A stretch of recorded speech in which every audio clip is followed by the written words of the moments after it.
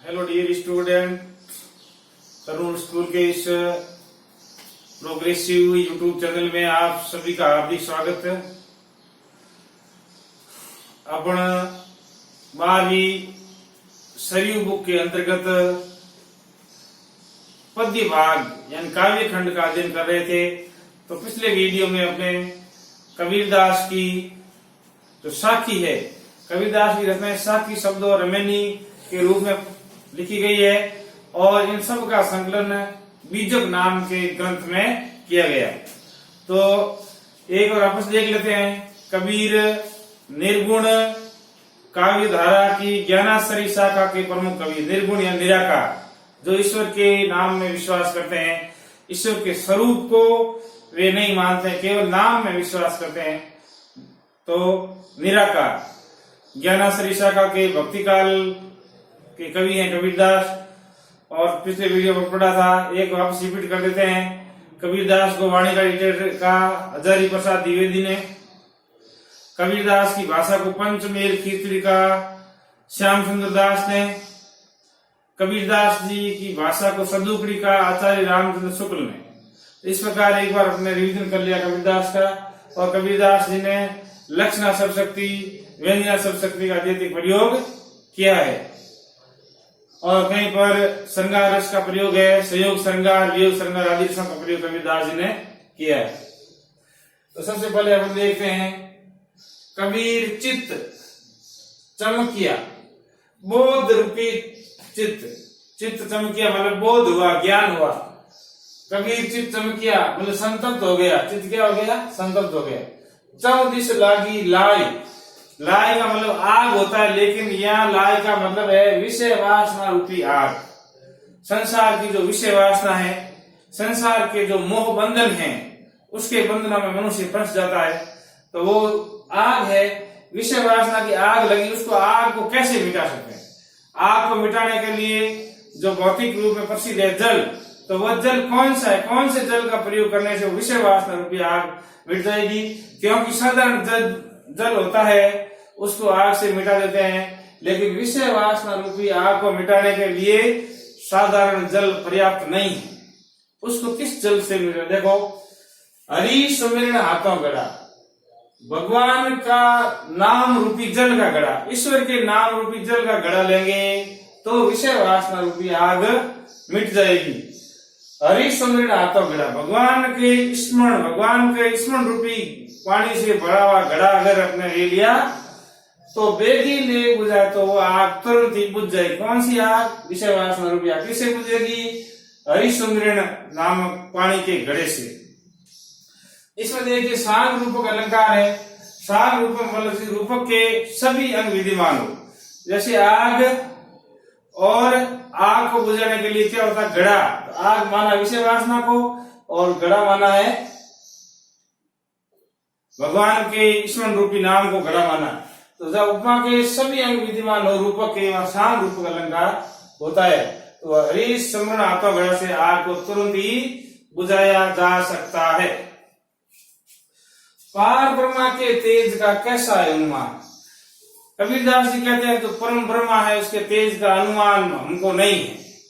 अनुमान परमात्मा का सौंदर्य अपन वाणी से नहीं बता सकते हैं। असीम सौंदर्य ईश्वर का, उसका वाणी द्वारा अपन वर्णन नहीं, अपने पास ऐसे शब्द नहीं है कि हम उनका वर्णन करें। मतलब अपने आप को तुच्छ जीव माना कबीरदास ने और ईश्वर को बहुत बड़ा माना है कि हम हमारी वाणी से, हमारे शब्दों से ईश्वर का गुणगान या उसके स्वरूप का वर्णन नहीं कर सकते। कई वे को शोभा नहीं कहते हैं तो शोभा नहीं देता।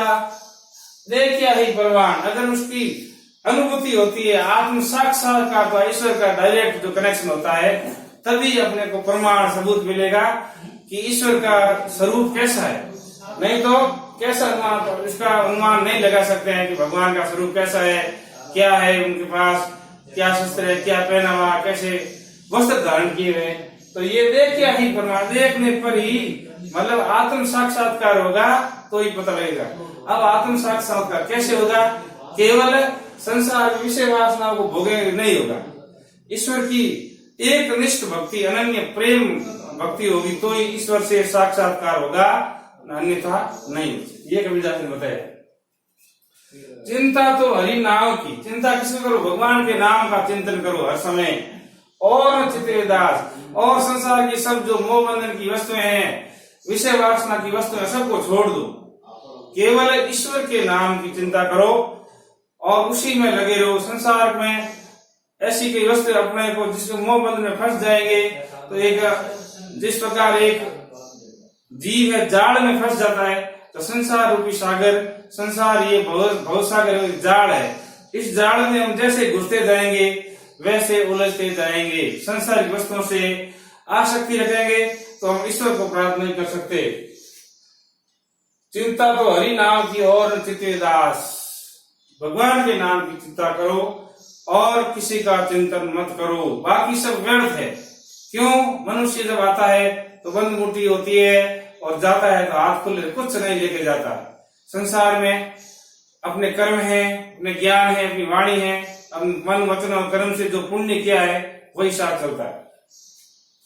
चिंता तो हरि नाम की और चित्ते दास, जो कछु चित्तवे राम बिना, जो राम को छोड़कर, ईश्वर को छोड़कर कोई संसार का चिंतन करता है, संसार के मोह बंधन में फंसता है, संसार की विषय वासना में फंसता है, उसकी क्या हालत होती है? सोई काल की पास यानी फांसी, बंधन। उसको एक दिन काल अपने बंधन में ले लेता है, असमय भी ले लेता है। क्यों? कि उसने ईश्वर के चिंतन के अलावा संसार की वस्तुओं को अधिक महत्व दिया जो नश्वर है। अगर ईश्वर की सच्ची भक्ति हो तो अपने का जन्म मरण का बंधन भी मिट जाए, ऐसा कबीरदास जी ने कहा है। अब इसमें इस दोहे में कबीरदास जी ने भगवान के एक निष्ठ प्रेम को एकाकार साकार किया है। हे ईश्वर, आपसे मैं तुरंत ही मतलब एकाकार हो जाऊं और आपसे कोई प्रेम नहीं कर सके, मैं ही आपसे प्रेम करूं। ईश्वर की एक निष्ठ भक्ति की वंदना इस दोहे में हुई है। नैना अंतरी आओ तुम, जीवात्मा है, ईश्वर को प्रियतम मानती हुई कहती है, मेरी जो ये जीवात्मा, ईश्वर तुम मेरे नैनों में आ जाओ, मेरे आंखों में आ जाओ। नैन जापी तेई ले, मेरे आंखों में बस जाओ ताकि मैं आंखें बंद कर लूं, आप भागकर जा नहीं सको। नैना अंतरी आओ तू, नैन जापी तो ले, मेरे नैनों में आ जाओ ताकि मैं नैन बंद कर लूं। फिर ना हो देखा और को ना तुझ देखने दूं, नहीं तो मैं किसी और को तुम्हें देखने दूंगा और न तुम किसी को देख सकते हो, इसलिए मेरी आंखों में आ जाओ। जीवात्मा है, वीर वेदना का वर्णन कर रही है। इसमें वियोग श्रृंगार से भगवान का एक निष्ठ प्रेम का वर्णन है, एक निष्ठ प्रेम की वंदना की गई है। इस पंक्तियों के अंदर जीव की परमात्मा से अनन्य वंदना की गई है। एक निष्ठ प्रेम, एक निष्ठ प्रेम हो तभी मोक्ष की प्राप्ति होती है, जन्म मरण का बंधन मिटता है। फिर इसमें वीर वेदना हिंदी साहित्य के अंतर्गत श्रृंगार रस के दो भाग होते हैं, संयोग श्रृंगार और वियोग श्रृंगार। संयोग श्रृंगार में जो नायक और नायिका पास में होते हैं तो वो संयोग श्रृंगार। वियोग श्रृंगार क्या है? नायक और नायिका का विछुड़न होता है, दूर दूर होते हैं, तो उसकी याद में जो उनकी आत्मा तड़पती रहती है वो है वियोग श्रृंगार। यहाँ पर जीवात्मा विरणी है। विरणी कौन होती है? जो अपने प्रियतम की याद में जलती रहती है, वो विरणी होती है। यहाँ विरणी कहा गया आत्मा को। कबीरदास ने लक्षण शब्द का प्रयोग किया है, आत्मा को विरणी कहा गया। जिस प्रकार विरणी अपने प्रियतम की याद में जलती रहती है, उसी प्रकार हमारी आत्मा है, ईश्वर के प्रेम में लगातार जलती रहती है, उनको याद करती रहती है। तो इसमें जीवात्मा की वीर वेदना का चरम बिंदु का वर्णन किया गया, अंतिम अवस्था का वर्णन है। तो जीवात्मा ईश्वर को क्या कहती है? बहुत दिनन की ज्योति, हे भगवान, हे परमात्मा, मैं बहुत दिनों से आपका इंतजार कर रही हूँ, बहुत दिन हो गए, आप मिले नहीं, मुझे दर्शन नहीं दिए, आत्म साक्षात्कार नहीं हुआ, बाट तुम्हारी राम, मैं बहुत दिनों की ज्योति, बाट तुम्हारी राम, हे ईश्वर, हे राम, मैं बहुत दिनों से आपका इंतजार कर रही हूँ। जीव तरसे तुझ मिलन को, मेरा जीव है आपसे आत्म साक्षात करने के लिए, आपसे मिलने के लिए तड़प रहा है। मन नाही विश्राम, और जब जीव तड़पेगा भगवान की याद में तो मन को विश्राम कभी नहीं होगा। हर 24 घंटे हर पल ईश्वर का नाम स्मरण करते हैं सच्चे भगत। उनको संसार की अन्य जो आकर्षित जो भौतिकवादी वस्तुएं हैं उनसे कोई मोह नहीं होता है। एक निष्ठ कनेक्शन ईश्वर से होता है जिनका, जिससे आत्म साक्षात्कार कहते हैं, प्रभु से होता है। इसमें वियोग श्रृंगार का वर्णन है। वियोग श्रृंगार है विछुड़न की पीड़ा। वापस देख रहे थे कोई कबीर चमकिया तुम दिस लागी आग, चारों दिस विषय वासना की आग लग गई। उस जिस प्रकार आग को बुझाने के लिए पानी की जरूरत होती है, विषय वासना रूपी आग को बुझाने के लिए, विषय वासना संसारी वस्तुओं के प्रति भोग की इच्छा है, उसको कैसे मिटाएं? हरि सुंदरी नाथम, भगवान का नाम रूपी जो घड़ा में जल को भरकर लेकर जाएंगे, उस घड़े में क्या होगा? ईश्वर का नाम रूपी जल होगा।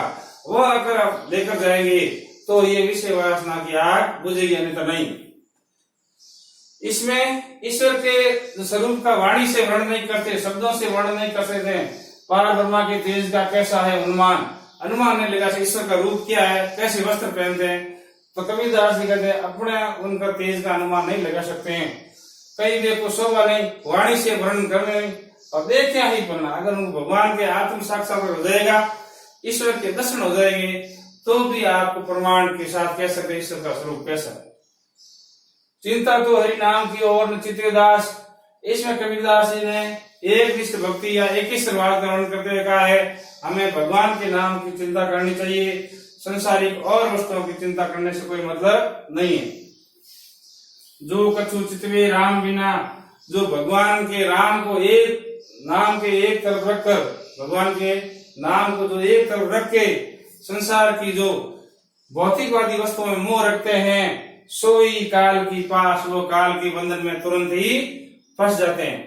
और जो सिर्फ भगवान के नाम का स्मरण करता है, उनको आत्मा के बंधन से मुक्ति मिल जाती है, जन्म मरण से मुक्ति मिल जाती है। इसमें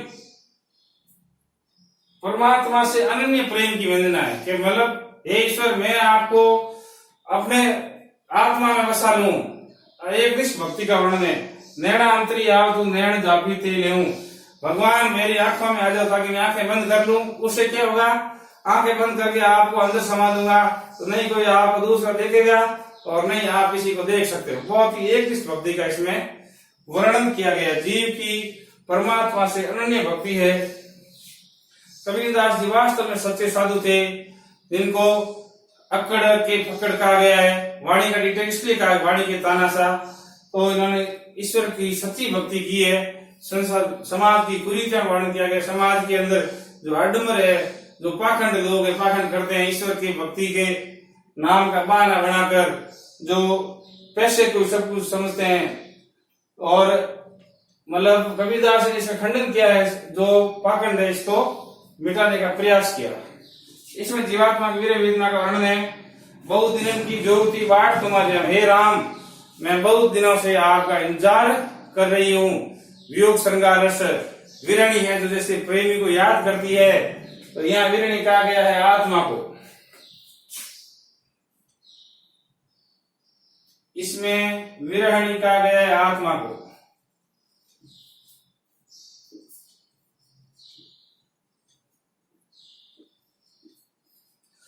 प्रियतम कहा गया है ईश्वर को। ईश्वर से प्रेम, विरणी किसके प्रेम करती? ईश्वर से। और उनका इंतजार कर रही कई वर्षों से कि ऐसे भक्त में 2-2-3 जो अपने जीवन खपा देते हैं, इस जन्म में अगले जन्म में भगवान का मिलन होगा। तो जीव तर से तुझ मिलन को मन नहीं विश्राम, हे भगवान, प्रति पल 24 घंटे हर क्षण आज से मिलने के लिए मेरा जीवन तरस रहा और मेरे मन को कोई विश्राम नहीं है। इस प्रकार कबीर बड़े ही सटीक ढंग से जो बातें बताई है, आज से 500 साल पहले, चाहे ईश्वर प्रेम की हो, जो समाज कुरीतियों की हो, आज भी वही चल रहा है। अगर हम कबीर की शिक्षाओं को अपनाकर अपना आगे बढ़े तो काफी हद तक समाज में सुधार हो सकता है। तो आप इन दोनों को अच्छी तरह से याद करें, साथी रहिए और कंटेस्ट करें और एक्टिव रहें, अलर्ट रहें। अब मिलते हैं नेक्स्ट वीडियो में, तब तक के लिए धन्यवाद।